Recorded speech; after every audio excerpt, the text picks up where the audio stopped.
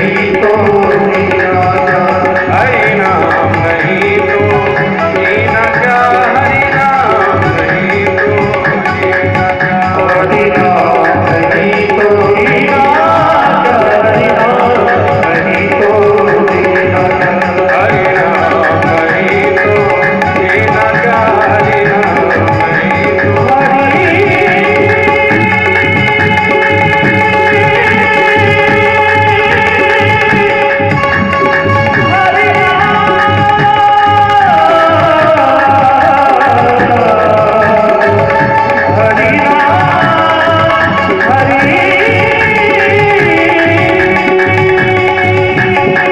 नहीं तो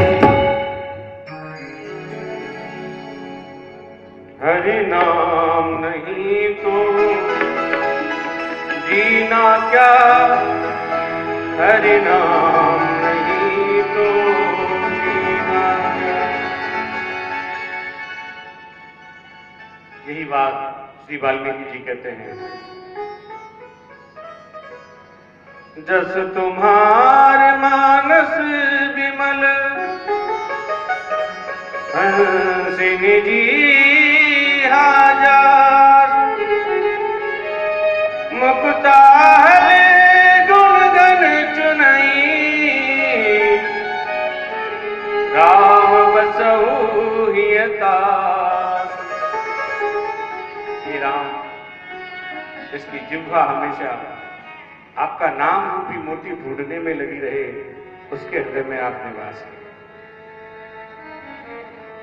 बड़े सुंदर सुंदर स्थान बताए, तुम्हारी निवेदित भोजन करई, तुम्हारी निवेदित भोजन करई, तुम्हारी निवेदित भोजन करई, तुम्हारी निवेदित भोजन करई, प्रभु प्रसाद पट भूषण धरई, प्रभु प्रसाद भूषण धरई, तुम्हारी निवेदित भोजन करई, तुम्हारी निवेदित भोजन करई।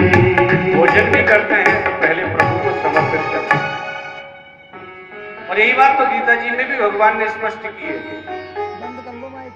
भुंजन्ते ते त्वघम पापा ये पचन्त्यात्म कारण।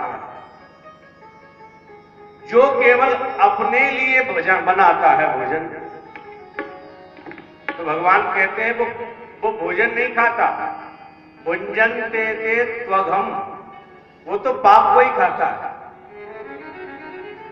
पर एक बात बताएं आपसे, पाप शब्द,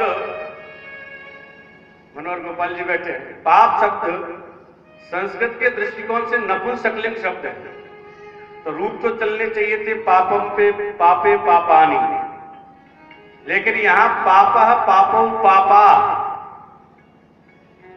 शब्द था नपुंसकलिंग, लेकिन फिर भी उसको पुल्लिंग बनाया। क्यों? बोले बहुत अधिक पाप, साधारण पाप नहीं, पापों का समूह। लोग कहते हैं पापा, लेकिन पापा का मतलब ही नहीं समझ में आता। बोलो ना जय श्री राम।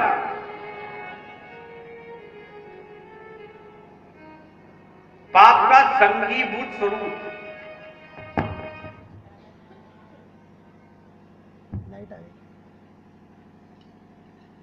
पहले कितना सुंदर संबोधन होता था, माँ पिताजी, लेकिन आजकल मम्मी पापा, और दोनों का ही कोई शाब्दिक अर्थ ठीक नहीं है। जो केवल अपने लिए खाता है वो केवल पाप को खाता है। हमको जब भोजन बनाते हैं तो वैसे भी पंच यज्ञ के लिए विधान है। हमारी भारतीय संस्कृति कहती है हमें पंच यज्ञ रोज करने चाहिए, क्योंकि पाप भी तो करते हैं ना। जैसे माताएं सवेरे सवेरे उठ करके झाड़ू लगाती हैं, तो जब झाड़ू लगाती है तो उसमें चींटी आ जाए, कोई मच्छर आ जाए, कोई मक्खी आ जाए, कोई जीव मर जाता है। आजकल तो क्या पानी फ्रिज में रहने लग गया, बोतलों में रहने लग गया, लेकिन जब जब पहले पानी के स्थान पर पानी रखते थे तो उसमें भी साफ सफाई के वक्त कुछ जीव मर जाते थे। चूल्हा जब जलाते हैं तो चूल्हे को जलाते वक्त हो सकता है उनमें कोई ऐसा जीव जंतु आ जाए वो जल जाए।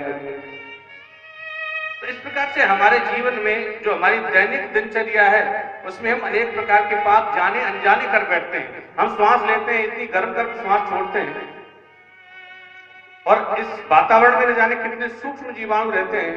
तो हमारी गर्म सांस की वजह से हो सकता है किसी जीवाणु की हत्या हो जाए, वो मर जाए। तो इस प्रकार से जीवन में चाहे हम चाहें चाहे न चाहें, लेकिन फिर भी पाप हो जाता है। तो उसके निवारण के लिए हमारे शास्त्रों ने बड़ी सुंदर मर्यादा रखी, पंच महायज्ञ की। अरे और कुछ नहीं बन सकता हमसे, तो जब भी हम भोजन बनाएं तो पहली रोटी गाय के निमित्त निकालें।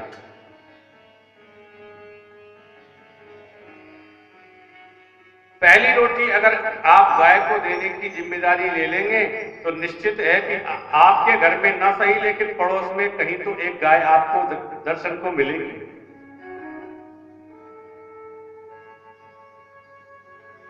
और ये तो अगर देखा जाए तो युधिष्ठिर जी की तो दैनिक दिनचर्या है।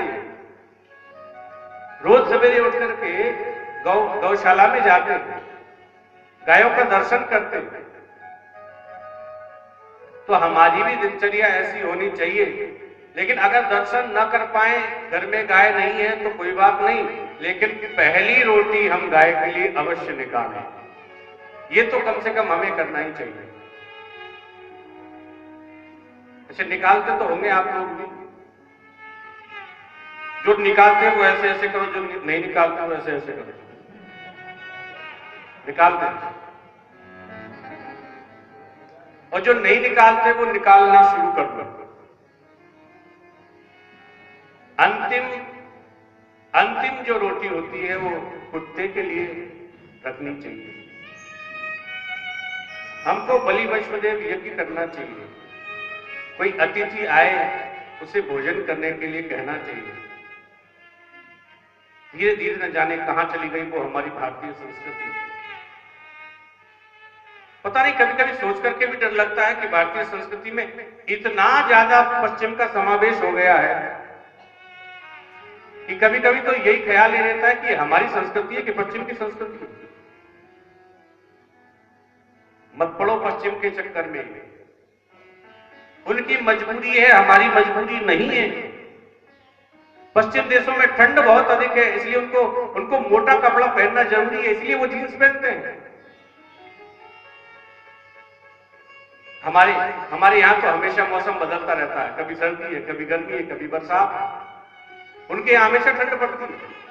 उनकी मजबूरी है कि वो साधारण कपड़े नहीं पहन सकते क्योंकि ठंड लगेगी, इसलिए उनको मोटा कपड़ा चाहिए। उन्होंने जींस पहना, लेकिन हमने किस लिए पहनना शुरू कर दिया? केवल देखा देखी। उनकी मजबूरी है, मोटा कपड़ा पहनेंगे तो बैठ नहीं पाएंगे। हम तो धोती पहनते हैं, आराम से कहीं भी बैठ जाए, लेकिन वो बैठ नहीं पाते तो कुर्सी टेबल पे बैठते हैं। तो हमने भी उनके देखा देख कुर्सी टेबल शुरू कर दी। उनकी मजबूरी है, ठंड बहुत अधिक लगती है क्योंकि मौसम ठंड का रहता है हमेशा। तो भोजन करते हैं तो हाथ धोने पड़ेंगे बार बार, ठंड लगेगी, इसलिए उन्होंने चम्मच से खाना शुरू कर दिया। लेकिन हमारी क्या मजबूरी है? अरे भगवान ने इतनी बढ़िया चम्मच दी है, इससे बढ़िया कोई चम्मच हो सकती है? एक बात कहें आपसे, उस चम्मच के भरोसे रहोगे तो धोखा खा जाओगे, लेकिन ये चम्मच कभी धोखा नहीं देगी। एक बार एक महात्मा जी से भोजन करने गए, और जब जाकर के बैठे भोजन करने लगे तो महात्मा जी ने आव देखा न ताव, सामने कटोरा रखा था खीर का, तो उसमें से वो चम्मच रखी थी, चम्मच ली और खाना शुरू कर दी। अब जैसे ही पहला घास मुंह के अंदर गया तो महात्मा जी की जीभ जल गई, बहुत गर्म। पास में एक आदमी बैठा था, बोले क्या हुआ महाराज? अरे बोले कुछ मत पूछो। अरे बताइए तो। बोले जीभ जल गई। लेकिन महाराज आपको देखना तो चाहिए था। उन्होंने कहा बोले असल में बात यह है कि जब भगवान के द्वारा दी हुई चम्मच पर भरोसा नहीं रहा और संसार की चम्मच पर भरोसा रहा तो जीभ तो जलनी थी। क्योंकि अगर भगवान के दिए हुए हाथ का हम इस्तेमाल करते तो पहले पता चल जाता गर्म है कि ठंडा है। तो क्या जीभ को जलने की नौबत आती? तो उनकी मजबूरियां हैं, हमारी कोई मजबूरी नहीं है, लेकिन फिर भी हम लोग लगे हुए हैं। अच्छा, और एक बात और, वो लोग हमारी नकल कर रहे हैं और हम लोग उनकी जबरदस्ती नकल किए जा रहे हैं। आपको मालूम है ये रात के 12 बजे डेट क्यों चेंज हो जाती है? कभी गौर किया इस बात पर?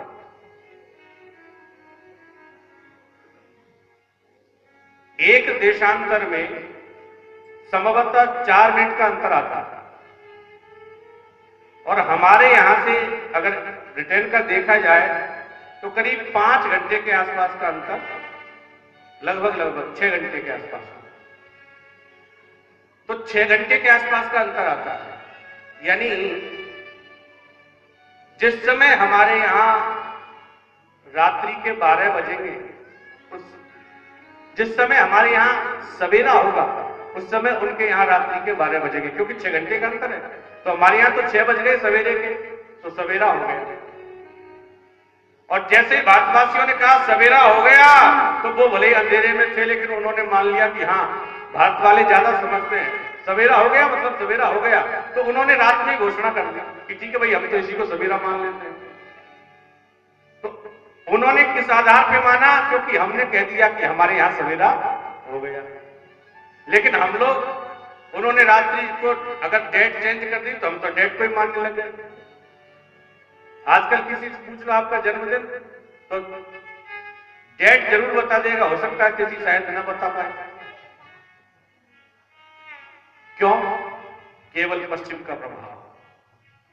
तो हमें प्रयास करना चाहिए कि हमारी संस्कृति अक्षुण्ण बनी रहे, इस संस्कृति को जाने न दे।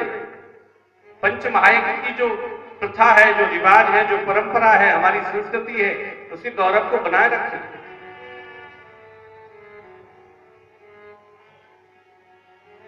तो जो भी हम भोजन करें उससे पहले वो भगवान को समर्पित करें। अगर हम बिना समर्पण के किसी भी वस्तु को स्वीकार करेंगे तो उसके साथ में अहंकार जरूर होगा।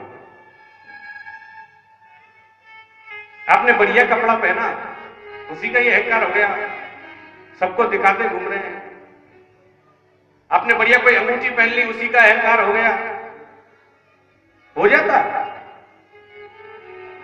एक भगत जी थे, सोने की अंगूठी बनवाई, जो कुछ सामान था वो सब बेच दिया, उसको बेच करके सोने की अंगूठी बनवाई। उसके बाद में कुछ लोगों को बुलवाया, लोग बाग आए, अरे वाह बड़ा सुंदर आयोजन रखा भैया आपने, बहुत अच्छी व्यवस्था है आपकी। लेकिन किसी ने भी अंगूठी की तरफ ध्यान नहीं दिया। 2-5 इष्ट मित्र जो आए उनको भोजन भी करवाया, लेकिन किसी ने कोई अंगूठी की तारीफ नहीं की। भगत जी ने कहा बोले ऐसी अंगूठी किस काम की जिसकी कोई तारीफ ही नहीं करे। भगत जी ने कुटिया में आग लगा दी और जो आग लगी और आग की रोशनी में वो अंगूठी चमकी, तो किसी ने पूछा ये अंगूठी तुमने कब बनवा ली? बोले पहले ही पूछ लेते, आग तो नहीं लगा क्यों करते?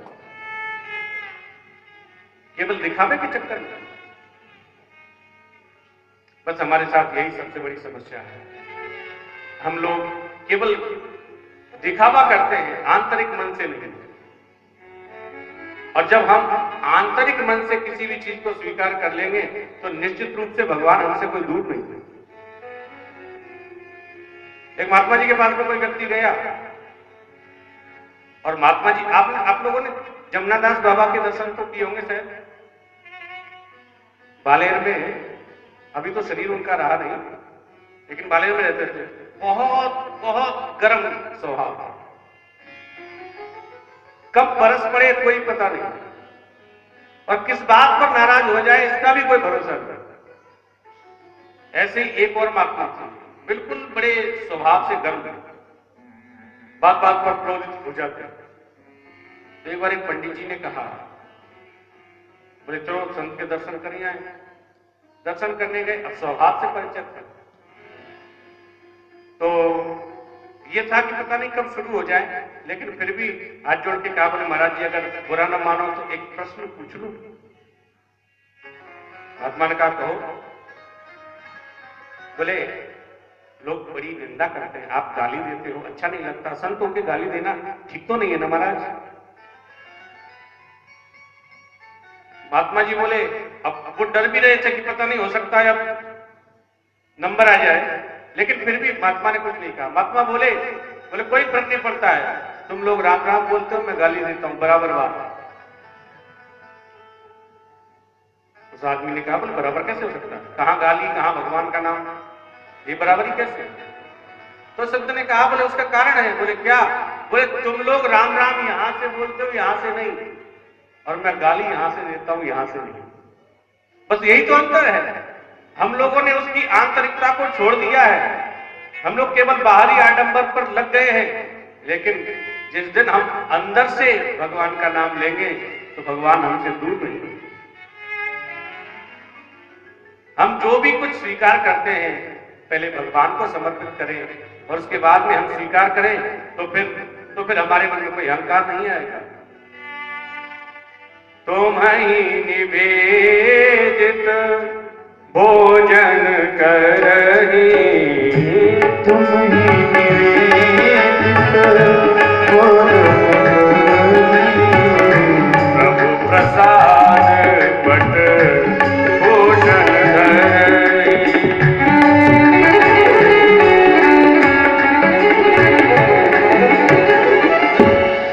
आपको निवेदित करें और उसके बाद भोजन करें। प्रभु प्रसाद पट भूषण धरही, चाहे वस्त्र धारण करना हो, चाहे आभूषण धारण करना हो, चाहे कोई और चीज धारण करनी हो, लेकिन सबसे पहले भगवान को समर्पित करें। अरे भगवान लेते थोड़े ही हैं, लेने लग जाए तो फिर तो समर्पण की भावना ही खत्म हो जाएगी। और ये बात बिल्कुल सच मानिए।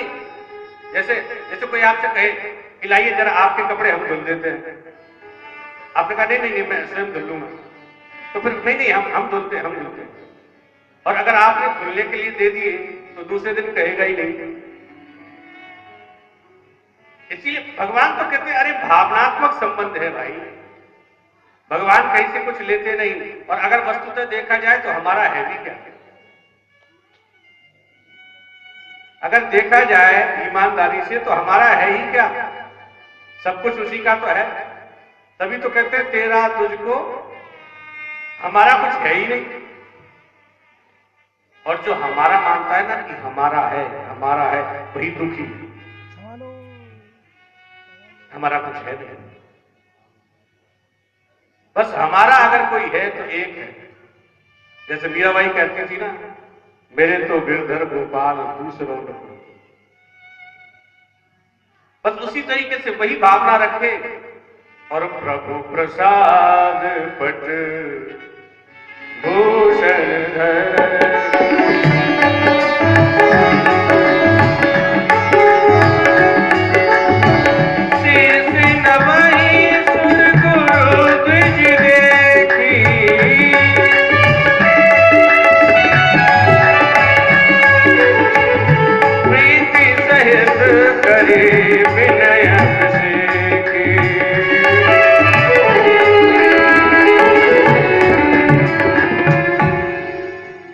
ब्राह्मण देवताओं के कहीं दर्शन हो जाए, गुरु जहां हमको मिल जाए, बस वहीं पर उनको प्रणाम करें, मन से विनम्रता के साथ में प्रणाम करें। जब तक मन न हो तब तक आपका अगर प्रणाम भी है तो कोई मतलब का नहीं। वस्तु स्थिति केवल मन के आधार पर होती है। मन अगर आपका नहीं है तो आप किसी भी क्रिया को करें, लेकिन उसका कोई परिणाम आपके सामने नहीं आएगा। आप इसको ऐसे समझ लीजिए, जैसे भगवान ने गीता जी में कहा है, तस्मात् सर्वेषु कालेषु माम अनुस्मर युध्य च। अर्जुन, हर काल में मेरा स्मरण भी कर और युद्ध भी कर।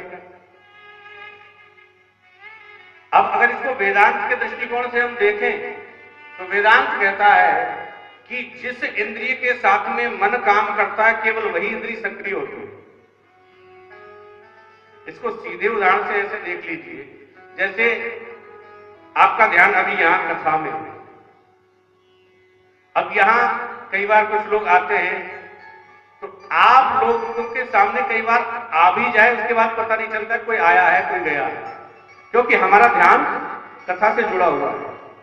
लेकिन अगर हमारा ध्यान कथा में है तो यहां कौन आया कब आया इसका पता आपको नहीं चलेगा। दत्तात्रेय जी ने जब 24 गुरुओं की शिक्षा प्राप्त की तो एक यही शिक्षा प्राप्त की उन्होंने। कुमारी शरकृत सर्प पूर्ण नाभि सुपेशकृत, उन्होंने एक तीर बनाने वाले से शिक्षा प्राप्त की। उससे क्या शिक्षा प्राप्त की? बोले एक तीर बनाने वाला था, तीर घिस रहा था और उसके सामने से कोई निकल करके गया, वो अपना घिसता रहा और उसके बाद में एक व्यक्ति आया, उसने पूछा क्यों जी यहां से कोई निकल के गया? उसने कहा बोले मुझे मालूम नहीं, क्योंकि मैं तो तीर घिसने में लगा हुआ था। तो आपका ध्यान जहां पर होगा केवल वही वस्तु आपको दिखाई देगी। अथवा आप ये समझ लीजिए कि आप किसी चिंता में बैठे हुए हैं और आपका दिमाग कहीं लगा हुआ है और उस समय अगर आपके सामने से कोई निकल के जाए और उसके बाद में कोई दूसरा अगर आपसे पूछे वो निकला था यहां से, आपको कोई पता नहीं, जबकि देखने का काम आंखों का और आंखें काम कर रही थी। लेकिन इंद्रिय का संयोग जब तक मन से नहीं होगा तब तक उस इंद्रिय के द्वारा की हुई क्रिया का कोई परिणाम हमारी आत्मा तक नहीं पहुंच पाता। थोड़ी वेदांत की भाषा है, थोड़ी कठिन पड़ रही होगी। तो अब बात ये हुई, इधर भगवान कह रहे हैं कि माम अनुस्मर, मेरा स्मरण भी कर और युद्ध भी कर। इसी बात को बहुत सरलता से गोस्वामी जी कहते हैं, तुलसी मन तो एक है चाहे जहां लगाए, चाहे तो हरि भजन कर चाहे विषय कमाए। मन तो एक है, मन तो किसी एक के साथ में लगेगा। और यहां पर दो क्रिया एक साथ में बता दी, युद्ध भी कर और मेरा स्मरण भी कर। अर्जुन तो बड़ा पेश में पड़ गया, मैं क्या करूं, प्रभु ने काम ही कुछ ऐसा जटिल दे दिया है। तो अगर इसको हम देखें तो एक समाधान नजर आता है।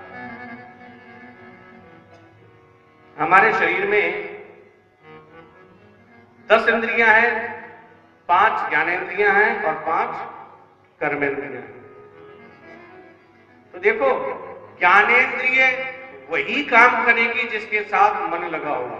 ध्यान देना, ज्ञानेंद्रिय वही काम करेगी जिसके साथ मन लगा होगा, लेकिन कर्मेंद्रिय बिना मन के भी अभ्यास के साथ काम करती है।